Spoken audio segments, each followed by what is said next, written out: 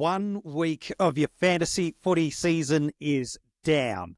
Maybe down the drain or down on the countdown. It depends how you felt round one went for you. Regardless, here at the Coaches Panel, we are your constant companion right throughout season 2025 to help you make informed decisions, adjustments, corrections, and advanced moves to get you on track or ahead of the pack for the rest of your 2025 season. We've got to give you some advice to get you back on track. I want to talk best 18. We're in that for the next 3 weeks, helping us make decisions around banking, cash, scoreboard impact, the difference between adapting and overreacting, and of course, the biggest conversation we've got to have is around the trade priorities that we are or are not making this week. Joining me on the podcast to chat all that and more is fellow panelist MiniMonk. Mate, good to see you. Wow. Anyone that had some hubris and some confidence about how good they are at fantasy footy really got that challenge this week because some premiums died, some rookies popped, some mid-prices gave us a bit of licorice, all sorts. There are teams that I know that are about 150 points in total difference, that it could be tens of thousands of overall ranking points. Gosh, it is tight to start 2025. As it always is, teams got eerily similar as we approached round one, and then there was a bit of divergence as some panic started to sneak into people as they started to worry about some of the premiums or some of the rookies. There's carnage even through the round with Ashcroft being named as the sub and then suddenly named not as the sub when there was a laid out. We really did have it all, but it makes it an exciting time talking about what we're going to do between round one and round two this year, because there is plenty of options available to coaches. And I can't wait to dissect it with you. Oh, and the beauty is, again, these strategy sessions, while we look at all the formats, we'll specifically deep dive into the moments that are very clearly across the board conversations, as well as those that are format dependent. The good news is in Dream Team and SuperCoach, you've got 4 teams that are on the bubble with their price movements. Everybody else, you can, if you wish, take another week to look and see. While in AFL Fantasy, those same teams that are on the bubble in SuperCoach and Dream Team, if they've played both games, they've had a double price change, and everybody else has had at least one. I feel like this is the conversation we have almost every single post-round one match, every single year. The players change and the structure and strategy elements change, but it's the same conversation with different nuance. And that is, what is the trade priority for us this week? Is it the failed mid-prices? And I use that term loosely, by the way. Is it the cash cows where we got rookie roulette wrong and we're having to jump and chase after guys? Is it a forward, the guy that popped, a defender that did not? I feel like there's almost 15 names we could roll through, but one of, if not the most traded out player across the formats, is maybe where we should start in a Harry Perryman. We brought him in as a bit of a tweener pick. I think it's probably safe to say people were hoping it'd be better than a tweener pick. But what I mean by that is he gives us a look at the top end. He gives us a look at the right guys. And we know we've got the outlet with the early buy. I think he's the most traded out guy across all formats, actually. What's your take on that? And then subsequently, the players that are being threaded through options to go there. How do you rank and view the trade of Harry Perryman and the subsequent player ins? I think the trade of Perryman is coming down to a lot of coaches that looked at his score and looked at a couple of what could have been players in his particular position. Now, let's leave those aside for the time being. Let's actually talk about Perryman himself. He had a bad score across the formats. I don't think there's any doubt. But he had a good score in round 0, which is reality. We don't really know at the moment. He did have a relatively restrictive for a midfield player matchup this week against Port Adelaide. He comes into a bit of an easier matchup this week against the Dogs and then goes into his bye. His break-even is not obscene. It's 83 in DT, 77 rather in SuperCoach. I think it's about 80 also in AFL. It's 92 in AFL Fantasy. So yeah, a bit harder. If he goes at an 80, he's maybe losing, 5K in AFL Fantasy and not really moving price in SuperCoach and Dream Team, which is not the end of the world. I think coaches need to have to think about why they selected Perryman in their starting team? Is it because you expected him to be a top 6 defender? Is it because you expected him to make you a lot of cash and fast? Or was there another reason? I know personally I considered starting Harry Perryman because I didn't like a lot of the options in the defensive line. I didn't think that there was a lot of reliable options. I thought that he bought me time. Worst case, it's 2 weeks and you flip him at his buy. Best case, you hold him for a few weeks longer and he maybe makes a bit of cash. Is 1 week's worth of data off of the options that people are looking to trade him to enough for you to be confident to say they are going to be options that make you, $150,000 in SuperCoach and $250,000 in Dream Team and AFL Fantasy? I don't think so. I think the 2 players that coaches are trading to, and we won't beat around the bush any longer, are Sam de Koning and Joel Frazier. I think both of them come with massive asterisks associated with what they've scored and whether they'll continue to be able to perform at that rate. And I think if those 2 had gone at about a 70 and 70 each, I think we would see that Perryman would be held by a lot more coaches.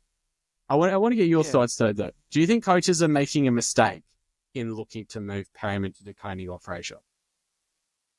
The short answer is yes, I think it is, but it's got a caveat on it. I can't make a comment like that and flat out say it's wrong. The reason I think it is a couple of fault. One, you beautifully articulated the Perryman piece, but as Sam de Koning, everything went his way on this weekend. Now, for full disclosure, I've been big on Sam this year as a starting squad option, but he was coming up against a ruckman in Reedy that's just not yet at AFL standard. He's just not there yet. One day I think he could, but he's just not yet there yet. And a Luke Jackson has shown he can do it for periods of time. But it was an unbelievably great matchup, and all the variables went Sam de Koning's way in that matchup. When I look at his next 3, he's got Rowan Marshall, potentially, and Boyd, favourable if the splits land like they did last week against the Crows. But then it's McInerney, and then it's gone. Like, these are horrific matchups for someone like a Sam de Koning. So the problem is you're now chasing points, and you're trading into 2 horrifically damaging matchups. And yes, you're probably going to make some cash, but as you mentioned, a 70 or 80 is just as likely. And now you've spent a trade, you're likely at the same score as what Perryman was, and you're probably going to move out of the trade of a de Koning or a Frazier in the next 4 weeks. I watched back the Frazier game, but in some of the coaches panel group chats, and I know you're in this one, it was blowing up in the first half about Frazier, get near the ball, do something. It was the latter half of the game that it was moving. So to me, I couldn't advocate for a Perryman into an SDK and a Frazier over the expense of missing one of Ashcroft, Lindsay, Nevitt, or O'Driscoll. Now, if you've got those 4, and maybe a Camporelli could sit in that space if you wanted to make it a 5. To me, they're the real money makers and movers. You've got to have those guys. And while they're not directly aligned to Perryman, to me, the Perryman to Frazier move or de Koning, if that gets you a hasty to an Ashcroft, okay, I'll listen to it. If it's the combination that gets you there, I'll hear it. But if you're getting into those guys and deliberately choosing out of one of those 4 or 5 mid-rooks who are going to really make you bank, I can't get behind it as much as others might suggest. Yeah, I completely agree. I wouldn't be surprised if Perryman outscores both Frazier and Sam de Koning this week. And if you're spending the trade to do that, in AFL Fantasy, you have 2 trades this week. They are some of the most valuable trades of the season. If you think that that's the correction that you need to make for your team because that's the biggest mistake and the biggest issue that you have, then by all means do it. But I would be hard-pressed to find a lot of teams that are like that. And in Dream Team and SuperCoach, we've just talked about it. If he doesn't hit his break-even, he's not going to be changing by price that much. And it gives you the time to have a look at Frazier and de Koning again before they are even on the bubble, before you have to trade into them, before they go up in price. I personally think that unless you're taking a rookie defender, say like a D6 up to or a D5 up to a Frazier or up to a Sam de Koning this week, that trading into them might actually be a mistake. And I would really implore coaches to have a look at what they can do with a combination of trades across the other lines, because I think that we know that the defense is going to be ups and down. We know that there's going to be players that pop and have a good score and players that don't have quite a good week. And that giving potentially someone who has already shown that they can score in the 90s, another matchup against a relatively reasonable midfield to score against at the moment because they're lacking a couple of their big gun names in the Dogs. Yeah. I think that sounds like quite a wise decision to make. I want to ask you one more question about how to get to a De Koning or a Fraser, because again, I was quite strong in my sentiment that I'm not a huge fan of the Perryman to those two. Again, with the caveat of if it's ruling you out of those other really critical money-making mover midfielders. I think Taylor's a different conversation in AFL Fantasy. Agreed. That's a different conversation. I want to get your thoughts on that in a moment. But I do want to stamp out the narrative that a Jordan De Goey coming in is bad for Perryman. Can I just flatly just squash that? Perryman is doing something to this midfield that, while not reflected in fantasy points on the weekend, I went to this game and got to watch this firsthand.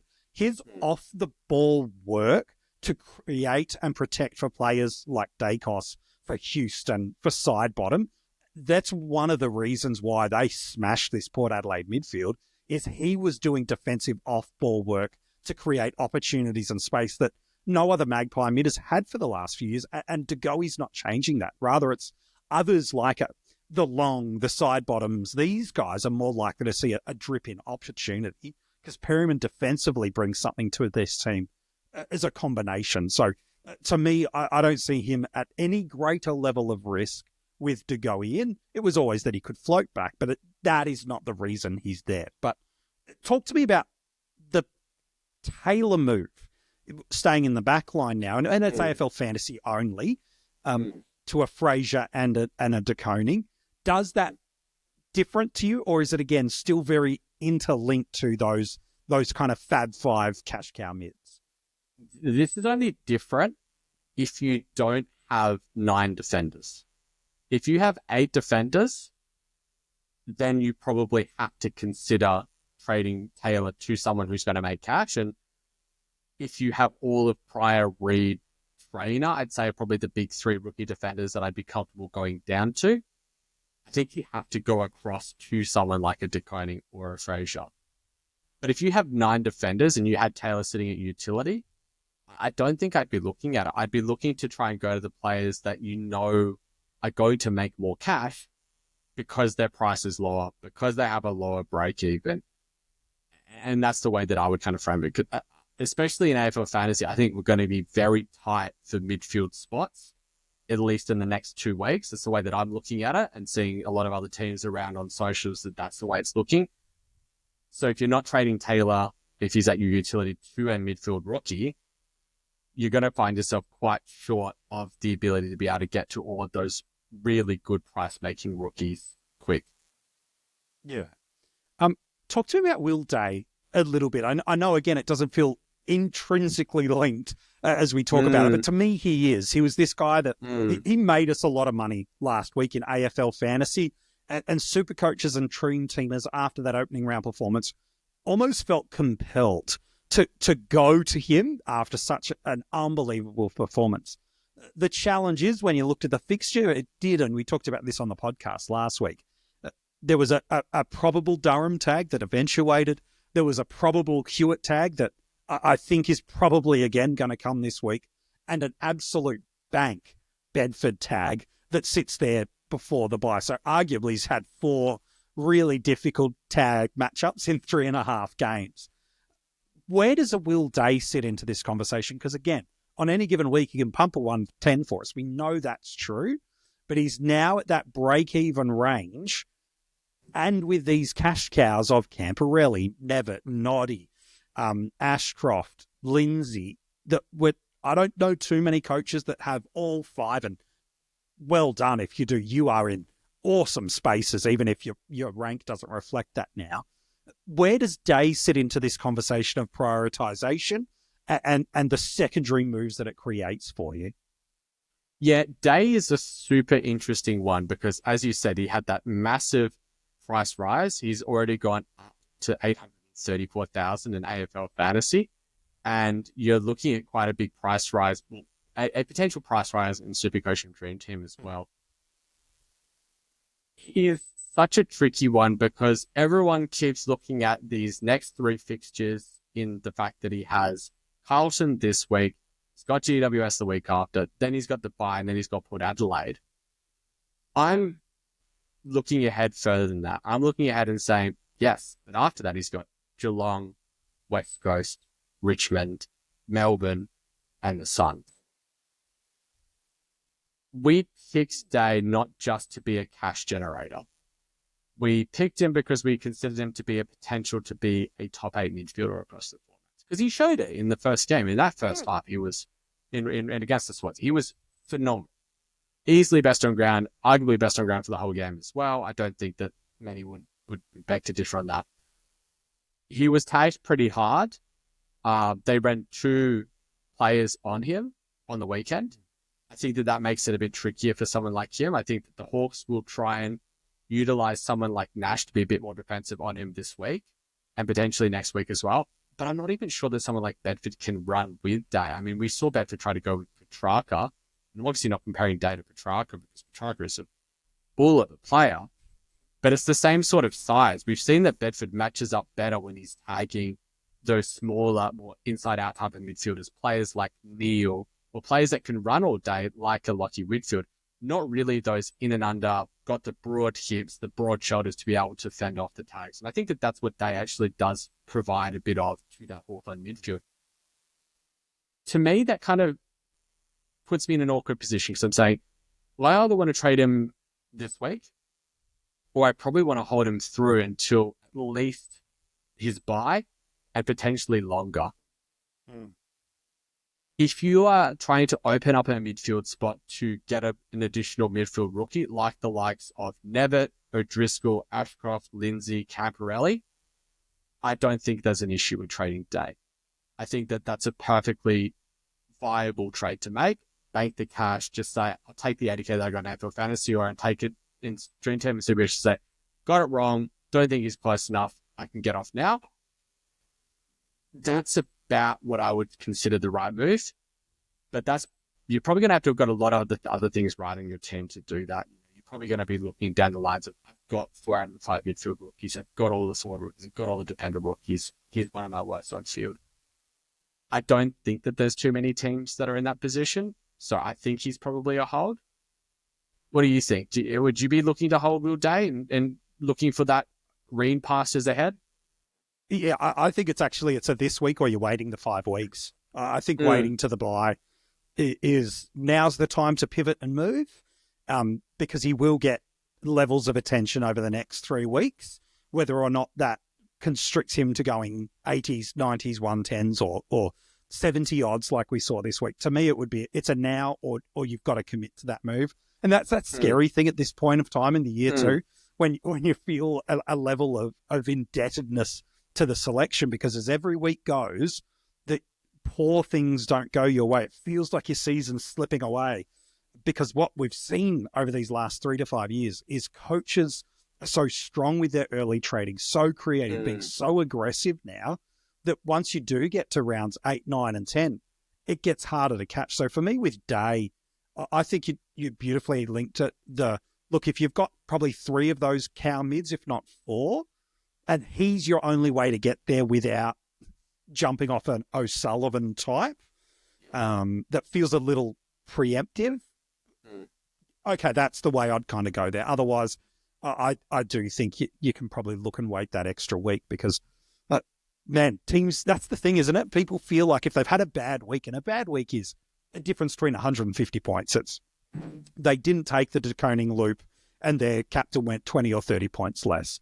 They put the wrong rookie on field in the midfield or 2, and that's now 60, 70, 80 points less. They decided to go for a Garcia over a Davidson type. And while their scoring was elements of comparable across the formats, the other 100 to 200K enabled them to do other things. And we get so panicked, don't we, off the back of 1 week of ranking. And not only does it impact our mental health in a real extreme sense, but we end up butchering our teams because we're like, I'm so far behind. It's like, mate, you're 80 points. It's one or two rookie roulettes. The difference. We're really not that far behind.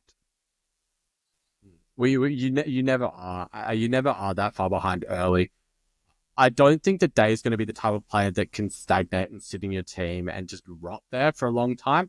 It's not like a Tom Phillips 4 or 5 years ago. We've seen it in season with him doing a 120.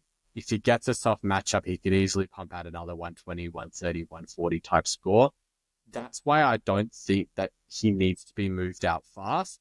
I think there are other players that can definitely be moved on before him. But if it's your only route to getting that extra midfield rookie, then I think that it's a reasonable move to make. Talk to me about Sanders and Garcia in the forward line. Not only are they then linked to Max Hall, is really the only forward cash cow that people quote unquote missed. And as a result, they see a decent score in a thumping against the Crows and they go mid forward happy days jumping into that. I understand why there's an appeal for that.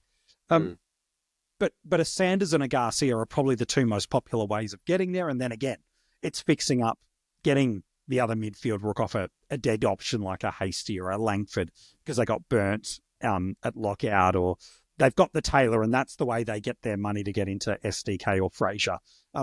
Where do you sit on those two names? Because certainly under-delivered based on expectations. Whether or not those expectations were hyperbolic in nature is a different conversation, but where do you sit on those two guys? I sit very differently on the two of them. I might start with Sanders first. Sanders was a player that we have had a lot of hope for in the fantasy community because he's had the pedigree as a junior to be able to be a fantastic scorer. Where we get concerned that he gets, as we call it, bevoed and doesn't get the role that he deserves in order to be able to score as well as he can. And while that might be true, coaches are playing players in positions in order to win games of football. And ultimately, that's what happened at the Dogs. We saw them actually shift it up in the second half and put a different player in Joel Frazier, in order to actually try and win the game and stabilize against North Melbourne. And it clearly worked. He's not in the top in 3 CBA getters for them currently. And to me, that's a concern with the fact that we've got Liberatore, Bontempelli and Treloar coming back to that team. And they're not far away. You know, Treloar's probably a couple of weeks away and Bontempelli's 4 or 5 weeks. Yep. That means that you've got a ticking time bomb on him to get rid of him. And other things can come up that prevent you from being able to trade out of him.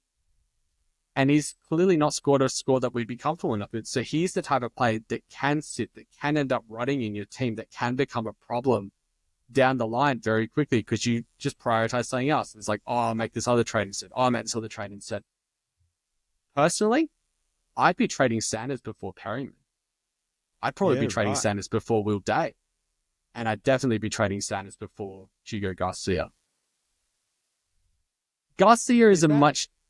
Yeah, I'll ask you about Garcia. No, I was going to ask you about Garcia. So tell me the difference between Garcia, and then I do want to come back to the trade options, because when we're talking about these players and these names, we are positionally to an element hamstring. We talked about that with Taylor. Well, if Taylor's on field in your defensive line in fantasy, you probably have to go to a Fraser and SDK, even if that's not the best option. Not saying it's a bad option, by the way, but you're strung and locked into a move as opposed to utility. Well, now you're positionally open to do a bunch of different things.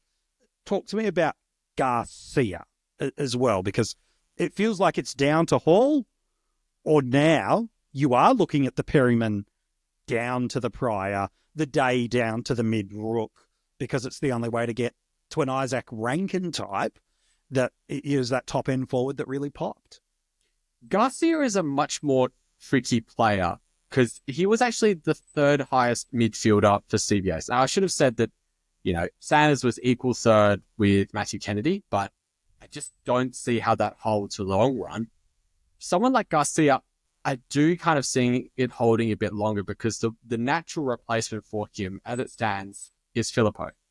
And he's still quite a way away. It's more like 7 to 8 weeks. The other big difference between the two of them is the price tag. Garcia's still priced at 42. maybe it's even a bit cheaper than that. It might be about 44, sorry about now. Whereas Sanders is priced at closer to 68, 69. That's 25 points of difference. And I can see a world where Garcia matches Sanders in a similar role, just purely on the fact that he's able to get a bit more CBAs. They're a team that actually tended to score quite highly in terms of what they would score on a week-to-week basis, and this was one of their lowest games ever. Now, that might be a sign to say that they're not particularly good in 2025, which I do believe is the case, but I still think that they will find a way to score a high amount of team points, as Ross Lyon coach teams tend to do. I think Garcia is a big team sheet watch to see what they do at selection. There's a couple of forwards that they might have coming back this week. They might end up moving players like a Hunter Clark or a Zach Jones around a little bit. They might use Marcus Windhager as a bit more of a tagger. They might end up saying that Garcia becomes the sub. I don't know. I don't know the Saints well enough to be able to pick what actually happens here. But I know that if he's playing, he's probably going to get a bit more of a CBA bump this week. And I think he's just got a bit more of a natural pathway to scoring. And there's also not as much you can do with the cash if you are to trade him. And to me, he's going to still go up in price quite quickly. He's already dropped his break even. I think it's down to about 25 in AFL Fantasy, or maybe a little bit, 34. Whereas Sanders has a break even that's at 65, and he's just gone at 72 last week. He's going to be struggling to fight against the magic number very quickly. And it's a lot more of a time on with players coming back. Sanders is interesting again. Contrast him to Perryman for a moment, where it's we're underwhelmed with their performance and their role. It just didn't quite land for us. Is it because for you there's more options? Again, if you didn't go on Bailey Smith, we were quite strong here at the coaches panel all preseason. There's places to create separation, but Baz Lenker wasn't the one. Unfortunately, if you faded, you got seriously burnt. Unfortunately. Take your medicine, make the correction. A Sanders to Bailey Smith kind of makes that really easy for you. Rankin was the other top end forward that really popped, that had a really nice early fixture. And Horn Francis, I thought, for a team that got really beat up in the midfield and has got a Richmond matchup this week, is still a play. Should you tagged as well? That, and he got tagged as well. So to get an 80 odd and got beaten, and really now the favourable fixture starts to really open up, I still think he's a play. Talk to me why you said Sanders for you was a more important trade-out. Was it because of the options that was sitting there? Was it because of the break-even, the parachute options? Why'd you make that statement? Because I can hear people hear that and go, no, Mini, that's not right. Talk us through that mindset, because I actually am quite interested in that. I think I tend to agree with you as well, but I want to give you a chance to unpack that thought for people a little more. We've seen the extra game out of Perryman where he's actually been able to put up a half reasonable score compared to Sanders. That's number one. Number two, you are talking about these options, and I think that there's coaches that have missed the likes of a Bailey Smith or a Rankin, or potentially they're not running a rookie on field in their forward line at all and have the potential to go down to someone like a Max Hall, or even like an Elijah Hewitt or a Kako or a Berry who are coming into good runs of fixtures as well as reasonable options to trade down into. Whereas with a Perryman, coaches are trading into something that's, as we talked about before, it's a bit more unknown. They've popped a good score, but you don't know how much it's going to continue. This early trades are trades that you can't afford to get wrong. Yeah, if they go okay, that's not enough. Go okay. Like, you have to get onto the players that are going to make the cash, that are going to score you points, or are the right ticket. A few years ago, that was a Will Setterfield. Last year, it was someone like a Riley Bonner. Like, if you got onto him and you sat on it, or a Massimo D'Ambrosio as well. Players that were actually, in that 300,000 to 400,000 marker in AFL Fantasy and the mid-twos in SuperCoach. Someone like a Sanders is priced at 660,000 AFL Fantasy, pretty similar in Dream Team, and in the mid-300s in SuperCoach. It might be too early to say that he's a failed mid-pricer, but it's very quickly going to trend that way. It's turning very quickly, and all of the factors are turning against him. That's why I think he's a very big issue. And he's the type of player that could just end up sitting in your team for a long time and not doing a hell of a lot. And you get a bit, again, we talked about getting trade locked with, you've got Taylor in AFL Fantasy on field and defence. Well, your options are Fraser, SDK, or got to find a way to get up to, go all the way down to the prior, or get a Sheasel type. Like, you're really locked in for options. Sanders, to a degree, you still are locked in a little bit, but at least the options feel more accessible in price point. That you feel like you can get to them more. And in SuperCoach and in Dream Team, hopefully the flex can bail you out a little bit there. We've alluded to these 5 midfield money makers.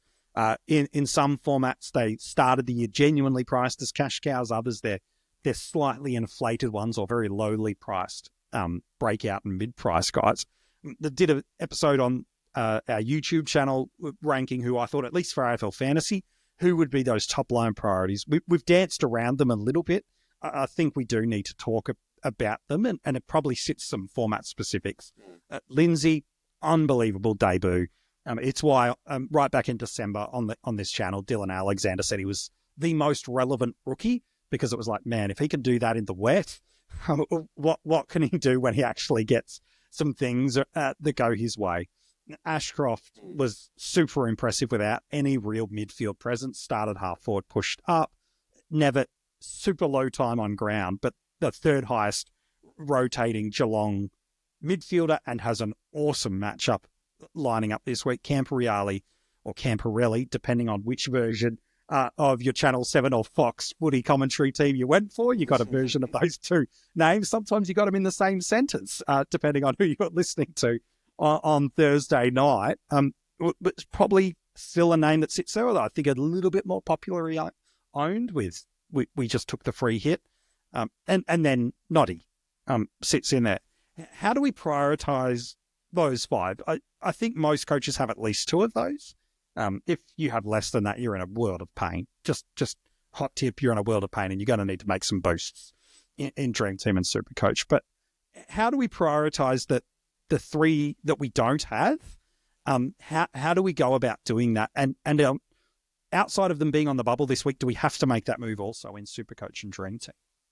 I'm going to throw one more into the mix here, just to give Please. it a little bit more of a head. I think that Max Hall also needs to be considered amongst this group, purely because of the fact that he came in at a very much a placement price and has popped a pretty good score across the formats.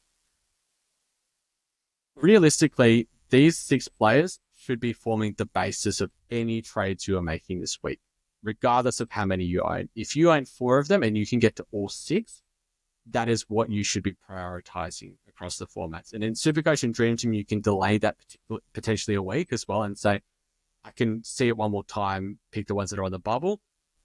If you are only going to have 3 of them or less in SuperCoach or Dream Team, I would thoroughly suggest trading into one of them this week to give you that potential boost option next week and give you some ability to be a bit more creative with your trades should you need to be. In terms of the order that they need to be listed in, it's really hard because you got to factor in what's their price, how can you trade into them, what's their break even, what's their job security, what's their scoring potential. I can't give a clear answer that's right for everyone, but if I was forming a list in terms of the ones that I would be prioritizing, I think you want to prioritize the players that are clearly in their team's best 22. And to me, that's O'Driscoll and Lindsay. I think those 2 have a very clear spot in both of their teams' respective 22s. Whether that role maintains consistently across the early rounds of the season, we don't know yet. I think for O'Driscoll, that'll change when Young comes in. But I think with Lindsay, he will maintain a fairly similar role. I then think the next 3 are actually Camporelli, Nevitt, and Ashcroft, depending on which ones you've missed. Nevitt had a low time on ground. He played a phenomenal game, but his ability to be able to score is probably the second highest, if not the highest out of this 6. I'd say maybe Ashcroft is comparable if he gets given a similar role. But it's just the fact that he's at that elevated price in AFL Fantasy in particular. I think in SuperCoach and Dream Team, it's almost a no-brainer to move into him. Camporelli, I think he's done enough to lock down a wing role in that Carlton side. I think a lot of things went his way. He was playing quite a soft matchup. He'll ride a break even quite nicely. I think if you've got him, just sit on it. If you don't have him, I think you'd be fine to trade into him. Ashcroft's a tricky one because he wasn't in the Brisbane Lions' original 22. He was the 23rd player. He was going to be the sub. It was pretty well telegraphed by all the journalists saying that. The laid out to Charlie Cameron meant that he came in and wasn't the sub and scored very well. Now they've had a 2-week injury, I think it is, for Kyle Lohmann, currently is what it's at. 2 weeks of time for a small forward doesn't really change the needle for me too much. I think in SuperCoach and Dream Team, I'd almost want to give him the week and make sure that he's not the sub in round 3. I think in AFL Fantasy, though, with the fact that he has that gravy matchup this week, he's got West Coast at the Gabba. They're going to be rolling out the flag. I think that he's probably a very high priority there. And then Max Hall is probably the one that actually slips down my list, despite the fact that he came in at that price, despite the fact that he had that great score. Surely because he plays for St Kilda and he just has a small forwardish type role. There's players coming back into that team.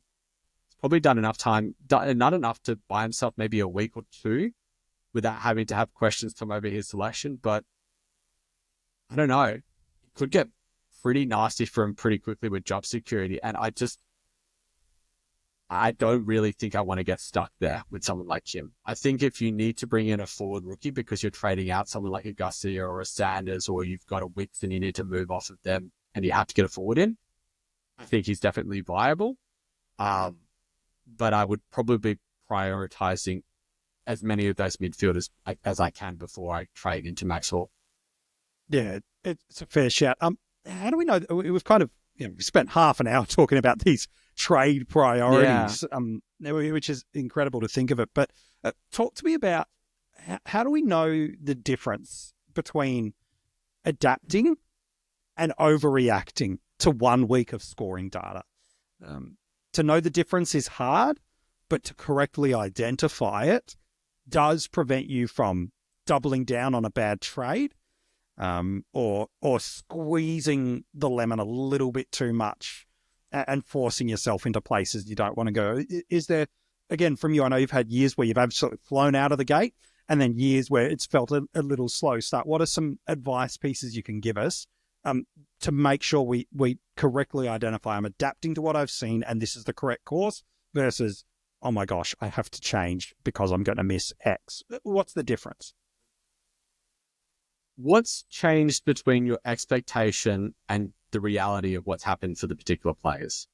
You know, someone like a Sam De Koning, we had it pretty well telegraphed that he was going to be, if not the number one, rocking a fair chunk for Geelong and then playing as an intercept type defender when he wasn't doing that.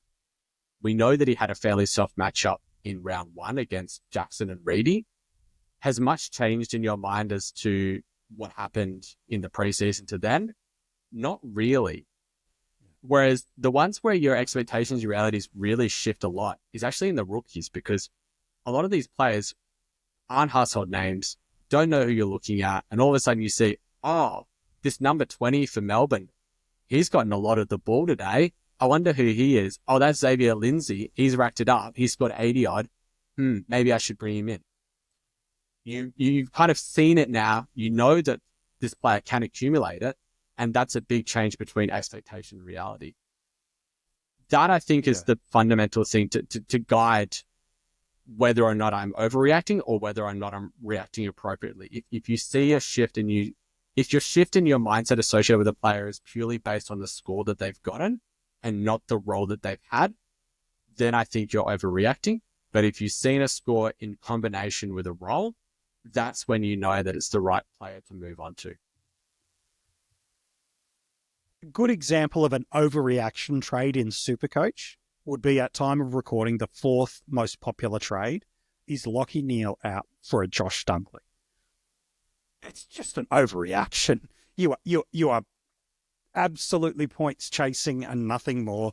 And there is every chance that Neale not only matches but outperforms Dunkley, depending on, in SuperCoach especially, from now to the end of the year. And so now it's costing you a trade and you're hunting points. And this is the matchup of all matchups in the first couple of weeks for Neale. Like he'll get the O'Connor tag in a couple of weeks' time. Like this is the matchup you want to own Lockie Neal. Whether you trade out of him again is a different conversation, but to go to a Dunkley, that's a complete overreaction type of trade. And I think there's a level of humility you've got to have in that too, isn't there, Mini? Like to go, I just got it wrong sometimes. We do make mistakes, even in the most experienced. I'll give an illustration in my team. Like I started in SuperCoach and I've had a good start to the year. I started Patton in my forward line, but the moment I saw Bice named, I shouldn't have done that because it was really telegraphed, obvious that a defender was coming into that side if they had the option of the sub out. And these are the kind of things you're like, made a little mistake. Has it cost me yet? No, but it might along the way. And that's where you just need to take your medicine. If you went against Bailey Smith and you're like, nah, he's not going to be awesome. He's just going to be fine. Take your medicine. It's okay. If you made a mistake, make the correction and jog on because it's a trading game now. And it's the adapting that you make now. And the overreaction is sometimes making no reaction and doubling down on being stubborn on some certain things. Make mistakes. It's totally okay. Learn from it and move forward. Every team has mistakes in them. Some are more prominent than others. Some are more hidden away and they won't manifest for 2 to 3 weeks. It's the coaches that try to alleviate and fix those mistakes as early as possible, as quick as possible, prioritize the biggest ones that will come out on top in the next 5 to 6 weeks. Because as you said, it's a training game.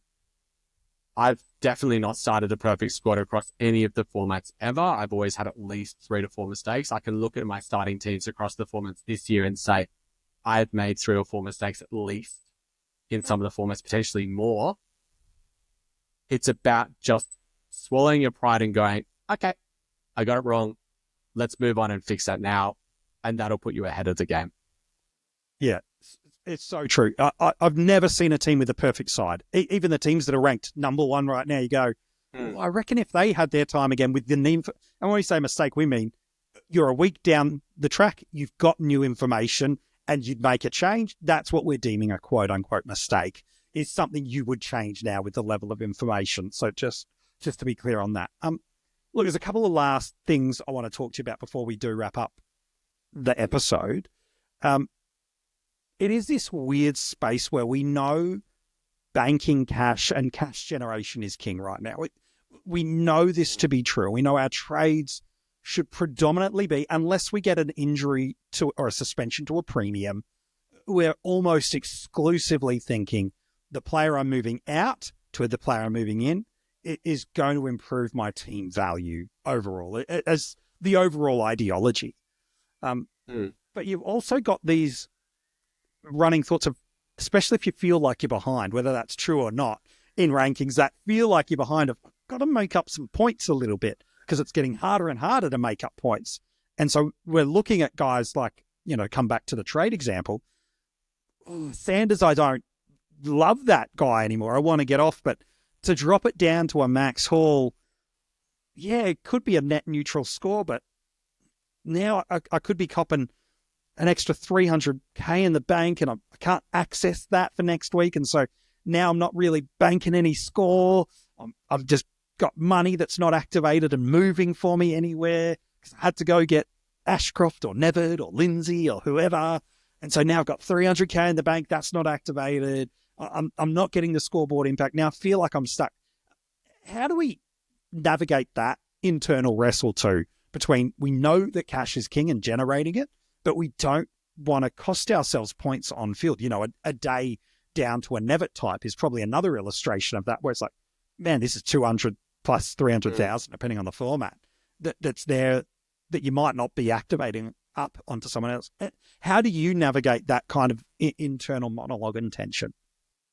Oh man, it's hard, isn't it? I mean, I think this is the year where the most decent rookies that have popped good scores have been missed by coaches. Normally it's maybe 1 or 2, but this year it feels like it's 3 or 4. I think it makes it a different game this year in terms of the fact that I'm seeing a lot of coaches and a lot of good coaches looking at banking 3, 4, 500,000 in AFL Fantasy, potentially 150, 200 in SuperCoach and Dream Team, just on their trades this week alone. I think that it's fine. The best 18 does probably help shield you from a lot of the worst of it. and you've just got to move on to those players that are moving in cash fast. It makes such a difference because, you talk about someone like Max Hall, someone like Nevitt, or someone like Ashcroft. That's 60 or 70K that you can get out of that player in 1 week. If you wait that week and say Sanders only goes up 10K this week, whereas Max Hall goes up 60K, that's 50K. Compounds super fast as well. Yeah. It's just the priority of the game is just points on field. But the way that you get to those points on field is by getting to a completed team, is by getting those upgrades. And if you can get to a position, like let's say it's a Nevitt. Let's say Nevitt gets to 600,000 AFL Fantasy in 3 weeks' time, and he's 350,000, 300,000 in SuperCoach in 3 weeks' time as well. That's the point where you can force an upgrade early. You can do it a week earlier than every other coach, which is how you get to a completed team fast and everyone. It's how you get 50 points on everyone every week. That's the priority.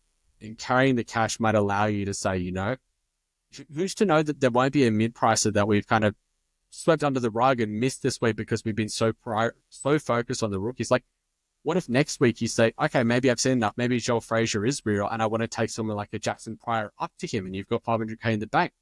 Done. Over. Not even have to worry. What if there's a mid or a forward mid-pricer that pops their head up and all of a sudden it's still... Exactly. Like, you have that flexibility to be able to do it. You do want to be able to consider what your future trades are going to be and not just what your current trades are. And I would say that if you're going to be carrying 400 or 500K this week into next week potentially, maybe have a scour of the field. Maybe have a look and say, these are the mid-prices that I actually want to keep my eye on because I think one of these might be the way that I can separate myself away from the pack. So every sort of decision that you make in these games is an opportunity and opens up a difference in decision making to what the rest of the pack is doing. Don't see it as a curse in the fact that you might have a lot of cash in your bank. Try and think about what the opportunity is to be able to maximize that in the next 2 to 3 weeks.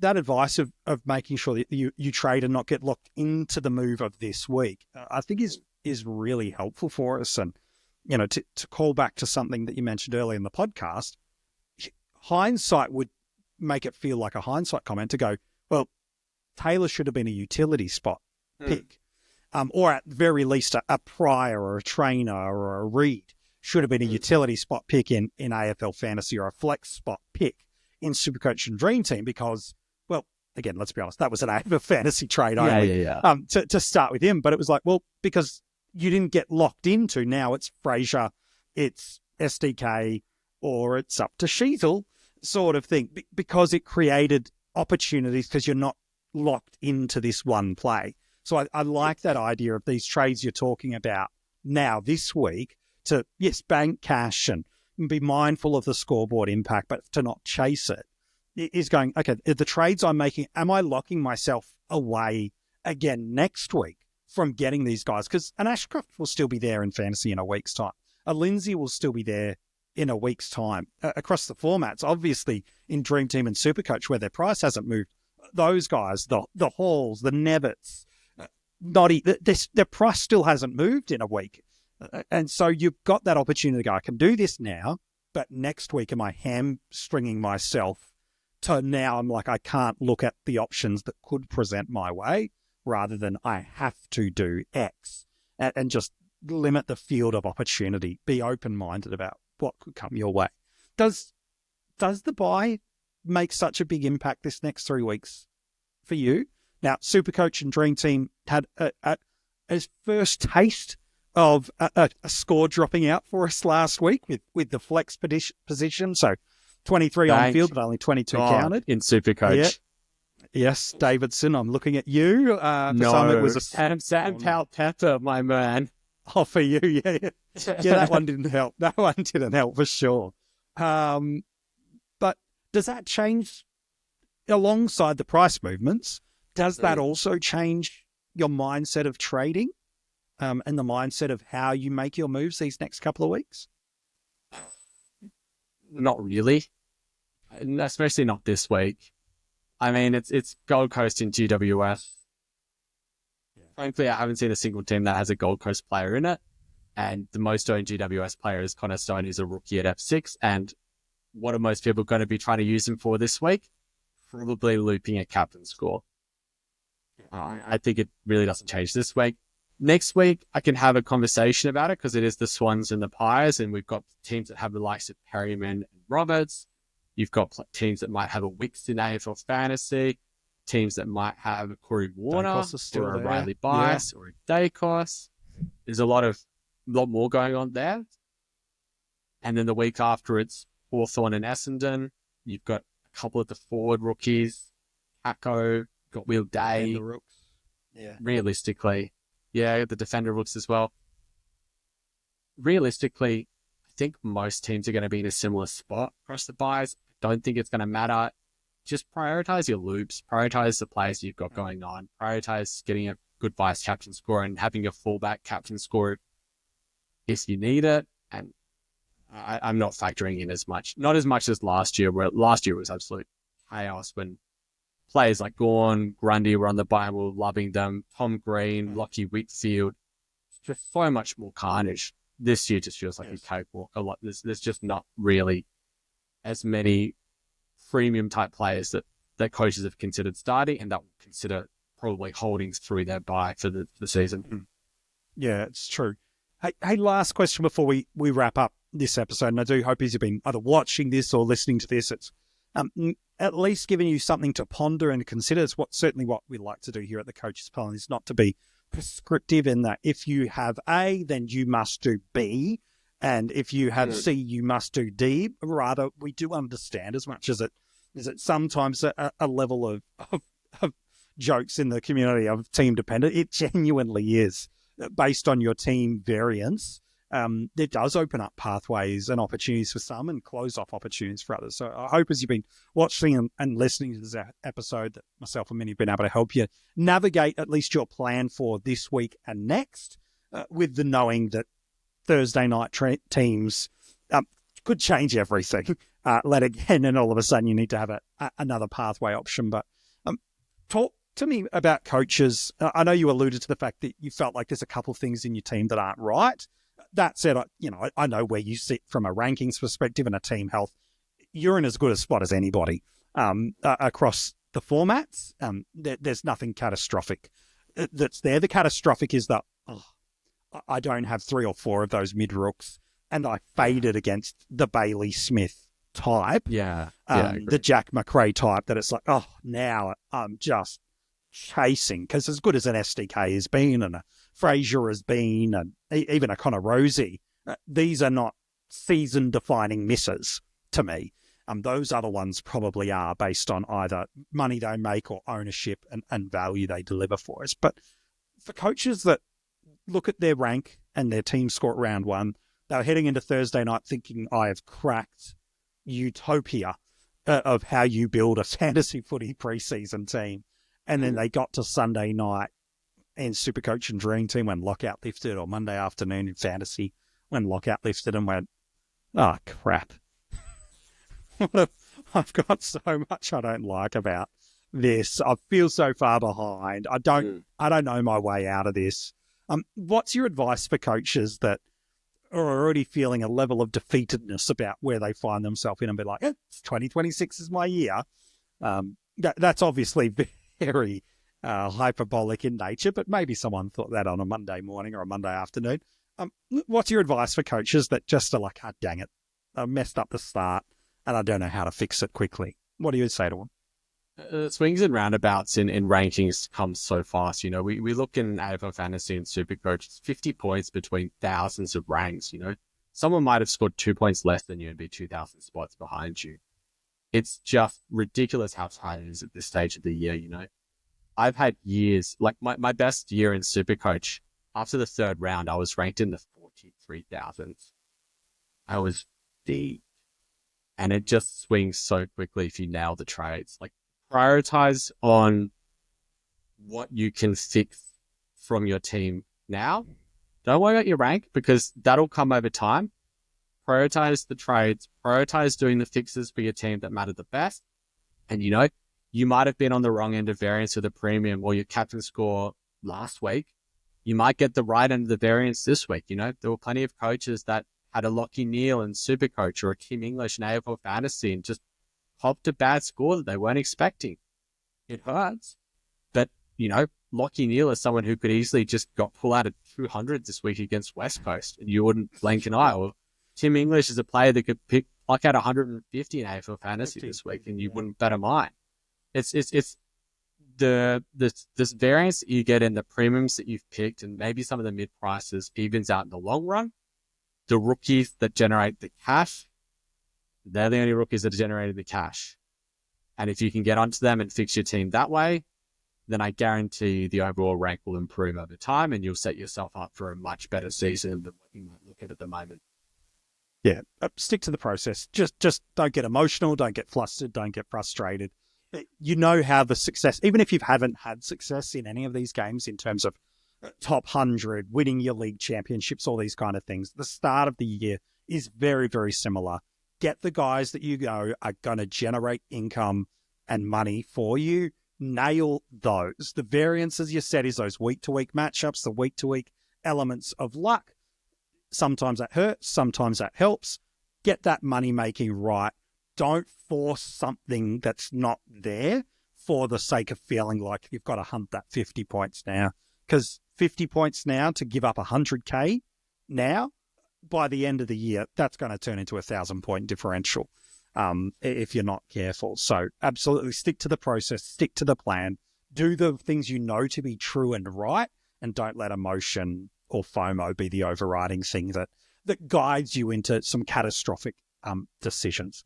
Hey, mate, as always, an absolute pleasure talking fantasy footy with you across all of the formats. I know you've given some great advice right throughout this episode to help coaches, whether they're doing well and in good, strong positions. And if you are, well done. Stay the course. Stick to the process. You know what you need to do about nailing those rooks, get those right movements, adapt quickly, and you'll absolutely be set for a good year. Mate, you're a star as always. Looking forward to having you back on the podcast next week.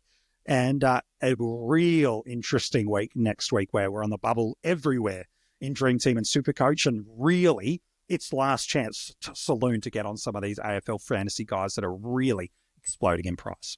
That'll be a fun week. I'm looking forward to it. I'm looking forward to what round 2 brings. Cheers for having me. Can't wait to chat. Always a pleasure. Hey, if you've loved this episode and maybe you're watching this on YouTube, what trade plans are you making this week? I'd love for you to comment below and let me know what the trade plans you are making. If you haven't subscribed to the channel, make sure you do so. There's episodes dropping all during the week to be able to help you make informed decisions across your AFL Fantasy and SuperCoach sides. We're here to help you. The episode is also available to you as an audio podcast. If you don't want to watch it, you can go and listen to it. Subscribe. Make sure you do that in your preferred audio podcast platform so that as soon as an episode drops, you get it into your device and straight into your ears as soon as possible. Give us a 5-star rating and a review. And inside the description of this episode are the details for where you can be in touch with us across social media, get your hands on some Coaches Panel merch, and become a Patreon. Our Patreons, if they're the premium tiers, they get 2 extra episodes of a podcast a week. They get a round review. This round one, just so you know, there are Disney movies that go shorter in length than how long this podcast went. It is 90 minutes of analytics and reflections of the week of footy. Our premium tier Patreons get that. And then all tier Patreons gain access to an exclusive Q&A episode. They get to ask, I get to answer. You can get that exclusively. It drops on a Friday. We don't make that publicly available. It's the only place we do Q&As during the season. So if you want to get your hands on that and ask us a question direct, that's the place to do it. All the links to our Patreon in the description of this episode. Hey, friend, I wish you luck as you head into round 2. I hope your VC knocks it out of the bag early in the week so you're not left with that dilemma on a Saturday or a Sunday about who to make as your captain. I hope Rookie Roulette, it should be kind to you, but with Best 18, it shouldn't be as painful to navigate as last week. But regardless, I hope things go your way heading into round 2, and we can't wait to be chatting with you again this time next week after another big week of fantasy footy.